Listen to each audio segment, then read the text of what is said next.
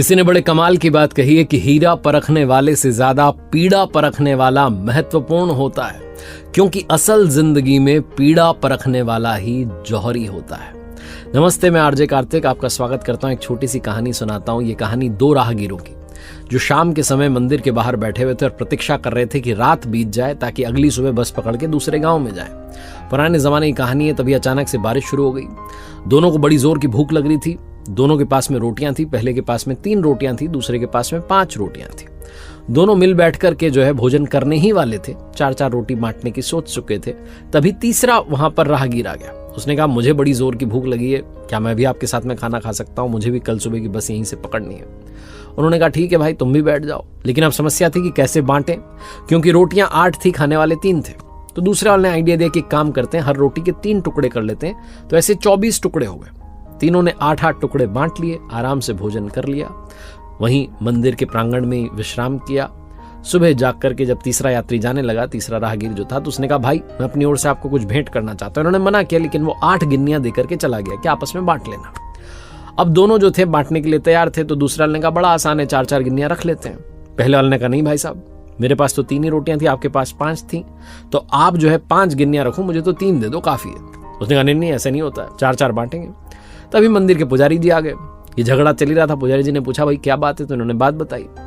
पुजारी जी ने कहा, एक काम करते हैं, मैं भगवान से ही पूछ लेता हूं कि इसका फैसला क्या होगा, इसकी गणित क्या बैठेगी। पुजारी जी अंदर गए, पूजा की, उसके बाद ध्यान में बैठे। ध्यान में भगवान ने दर्शन दिए और पुजारी जी ने उनसे पूछा कि हमारे यहाँ पर 2 राहगीर रुके हुए थे, तीसरा आया था, इन्होंने मिल बांट करके भोजन किया, वो गिन्नियां देकर के गया, अब क्या हिसाब बनता है, आपकी गणित बताइए। तो भगवान ने अपनी गणित बताई। भगवान ने कहा कि जो पहले वाला है उसको सिर्फ 1 गिन्नी मिलनी चाहिए और दूसरे वाले को 7 मिलनी चाहिए। पुजारी जी ने कहा, ये क्या आप बता रहे हैं, ये कौन सा गणित हुआ? तो भगवान ने समझाया कि पहले वाले के पास में 3 रोटियां थी, उसने जब टुकड़े किए तो 9 टुकड़े हो गए।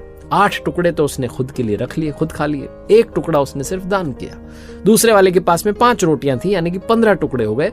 उसने 8 जो टुकड़े थे अपने पास रख लिए, 7 उसने अपनी ओर से दान कर दिया, इसलिए उसका हक 7 गिन्नियों पर बनता है।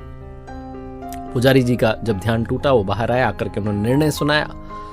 तो दोनों ने भगवान के निर्णय को स्वीकार किया। पहले वाले ने सिर्फ 1 गिन्नी रखी, दूसरे ने 7 रखी और वहां से चले गए। ये कहानी बड़ी छोटी सी है। अगर आपको ये गणित समझ में ना आई हो तो आप दोबारा से कहानी देखिएगा। लेकिन कहानी ये सिखाती है कि भगवान का जो निर्णय होता है, जो उनका गणित होता है, वो हमारे गणित से अलग है।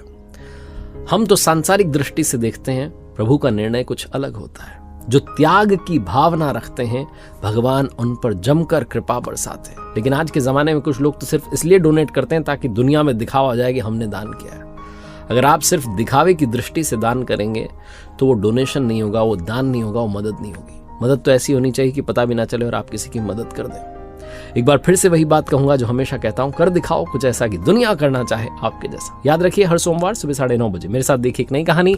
और हाँ, मैंने अपनी ऑफिशियल वेबसाइट लॉन्च की है जिसका URL है www.rjkartik.in। जाइएगा, कुछ कोर्सेज वहां पर मैंने लॉन्च किए, आप देखिएगा, आपके काम आएंगे।